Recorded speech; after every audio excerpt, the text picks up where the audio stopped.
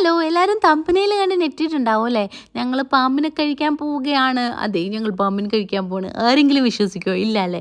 അതെ, ഇത് പാമ്പൊന്നല്ല കേട്ടോ, ഇത് നമ്മുടെ ഫിഷാണ്. ഈൽ ഫിഷ് എന്നാണ് ഇതിൻ്റെ നെയിം വരുന്നത്. നിങ്ങൾക്ക് ഡീറ്റെയിൽസ് അറിയണമെങ്കിൽ ഗൂഗിളിൽ സെർച്ച് ചെയ്ത് നോക്കിയാൽ മതി കേട്ടോ. ഇത് നമ്മളുടെ ഒരു കടൽ മീൻ തന്നെയാണ്.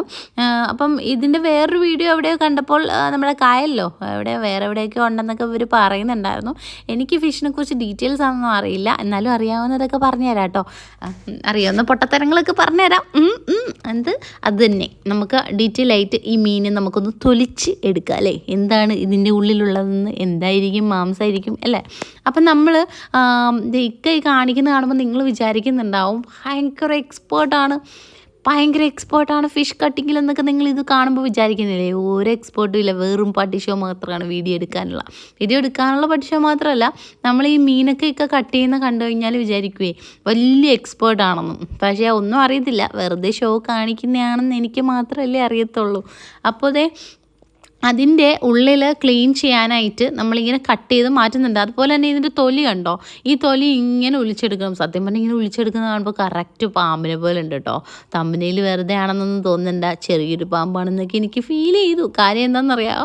ഇതിനു മുന്നേ ഞാൻ പാമ്പിനെ കട്ട് ചെയ്ത് കഴിക്കുന്നൊരു വീഡിയോ ഞാൻ കണ്ടിട്ടുണ്ടായിരുന്നു. അതിലും സെയിം ആയിരുന്നു കേട്ടോ. ഇങ്ങനെ തന്നെ ഇതിൻ്റെ തോല് ഒലിച്ചിട്ട് എടുക്കുന്നൊക്കെ ഞാൻ കണ്ടിട്ടുണ്ടായിരുന്നു. അപ്പോൾ അതുകൊണ്ട് ഇത് കണ്ടപ്പോഴത്തേക്ക് എനിക്ക് അതുപോലെ തോന്നി. ഞാനപ്പോൾ അവിടെ എന്ന് പറഞ്ഞ് ഞാൻ കഴിക്കില്ല എന്ന് പറയുന്നുണ്ട് കേട്ടോ. അപ്പോൾ പറഞ്ഞു ഭയങ്കര ടേസ്റ്റി ആയിട്ടുള്ള മീനാണ്, ട്രൈ ചെയ്ത് നോക്കണം എന്നൊക്കെ പറഞ്ഞു. അപ്പോൾ അത് ക്ലീൻ ചെയ്യാനായിട്ട് അതിൻ്റെ കുടലിൻ്റെ ഭാഗം ഉണ്ടല്ലോ, ആ ഭാഗത്ത് കുറേ ഐറ്റംസാണ് ഈ എടുത്ത് വെച്ചിരിക്കുന്നത്, ക്ലീൻ ചെയ്ത് എടുത്ത് വെച്ചേക്കുന്നത് കേട്ടോ.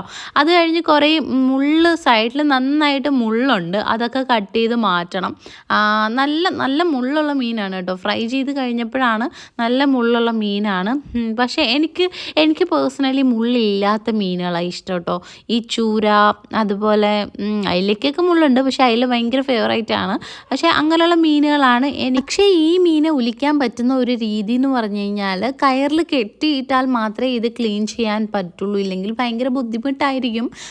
അപ്പം ഈ എക്സ്പേർട്ടായിട്ടുള്ള ആളുകൾ കാണിക്കുന്ന പോലെയുള്ള കുറേ പരിപാടികളാണ് ഇവർ നിന്നുകൊണ്ട് കാണിക്കുന്നത്. അത് കണ്ട് ഞാനിങ്ങനെ വീഡിയോ എടുത്ത് രസിച്ച് നിൽക്കുമായിരുന്നു കേട്ടോ. അപ്പോഴാണ് ഇതിൻ്റെ ഉള്ളിൽ ക്ലീൻ ചെയ്യുന്നതാണ്ടോ, നമ്മൾ സാധാ മീൻ പോലെ തന്നെ. പക്ഷേ ഇത് തല അങ്ങനെ കഴിക്കാൻ എടുക്കേണ്ട കാര്യമൊന്നുമില്ല എന്ന് എനിക്ക് തോന്നി കേട്ടോ. ഞാൻ പറഞ്ഞു ഇക്ക തലയും കളഞ്ഞേക്ക്. ഇക്കാണെങ്കിൽ മീനുകളുടെ തല ഭയങ്കര ഇഷ്ടമാണ് കഴിക്കാൻ. ഏറ്റവും ടേസ്റ്റി ആയിട്ടുള്ള ഭാഗം തലയാണ്. പക്ഷേ എന്നാലും ഈ മീനിൻ്റെ ഈ ഒരു ഹെഡ് പോർഷൻ എനിക്കെന്തോ അത്ര ഇഷ്ടപ്പെട്ടില്ല കേട്ടോ. അതിൻ്റെ പല്ല് കണ്ടോ, എത്ര പല്ലുണ്ടെന്ന് നിങ്ങൾക്ക് എണ്ണാൻ പറ്റുന്നുണ്ടോ? കുഞ്ഞു പല്ലുകളാണ് കേട്ടോ. കമൻറ്റ് ചെയ്യാൻ പറ്റുമോ? എന്നാൽ ഒരു 1 ഗിഫ്റ്റ് നമ്മൾ തരാം. കമൻറ്റ് ചെയ്യും. അത്ര കാണാൻ പറ്റാത്ത പല്ലുകളാണോ അതിനുള്ളത്. പിന്നെ ഇത് കണ്ടപ്പോൾ എനിക്കൊരു രസം തോന്നി കേട്ടോ. ഇത് ശരിക്കും പറഞ്ഞാൽ അതിൻ്റെ മുട്ടയല്ല, മീൻസ് പരിഞ്ഞിലല്ല. നമ്മൾ പരിഞ്ഞിലെന്നാണ് നമ്മൾ ആലപ്പുഴയിലൊക്കെ പറയണേ. വേറെ എവിടെയൊക്കെ എന്തെങ്കിലും പറയുമെങ്കിൽ അത് കമൻറ്റ് ചെയ്യണം കേട്ടോ. അപ്പം ഈ സാധനം വന്നിട്ട് ഒരു എന്താ പറയുക, അതിൻ്റെ ഉള്ളിലുണ്ടായിരുന്ന ഒരു ചിലപ്പോൾ അതിൻ്റെ ഈ കുടലും വണ്ടിയൊക്കെ ഇരിക്കാനുള്ള സ്കിന്നായിരിക്കും കേട്ടോ. എനിക്ക് കറക്റ്റ് അറിയില്ല, അതുകൊണ്ടാണ് അത് ഡീറ്റെയിൽ ആയിട്ട് പറയാത്ത. പൊട്ടത്തരാണെങ്കിൽ എല്ലാവരും ക്ഷമിക്കണം. ഈ പറയുന്നതൊക്കെ ഫിഷിനെ കുറിച്ച് വലിയ പിടുത്തമൊന്നും ഇല്ലാത്തതുകൊണ്ടാണ് ഇങ്ങനെയൊക്കെ പറയുന്നത്. അപ്പോൾ ഈ പീസ് കട്ട് ചെയ്യുന്നത് നൈസായിട്ടായിരിക്കണം. കാര്യം വെന്ത് കിട്ടണ്ടേ നമ്മൾ ഈ ചൂരയൊക്കെ കട്ട് ചെയ്യത്തില്ലേ, അതുപോലെ ഇങ്ങനെ കട്ട് ചെയ്തെടുക്കണം. ചൂരയൊക്കെ പെട്ടെന്ന് വേവും. അപ്പോൾ ഇത് അത്യാവശ്യം വേവുള്ളത് കൊണ്ട് തന്നെ നമ്മളിങ്ങനെ കട്ട് ചെയ്ത്, സത്യം പറഞ്ഞാൽ നോക്കിക്ക് പാമ്പിനെ കട്ട് ചെയ്തെടുക്കുന്ന പോലെ അന്നില്ലേ. ഞാൻ ഇതിന് മുന്നേ ഏതൊക്കെയോ വീഡിയോസിൽ കണ്ടപ്പോൾ പാമ്പിനെ ഇങ്ങനെ തന്നെയാണ് കേട്ടോ കട്ട് ചെയ്തെടുക്കുന്നത്. എന്തോ പോലെ എനിക്ക് ഫീലായി.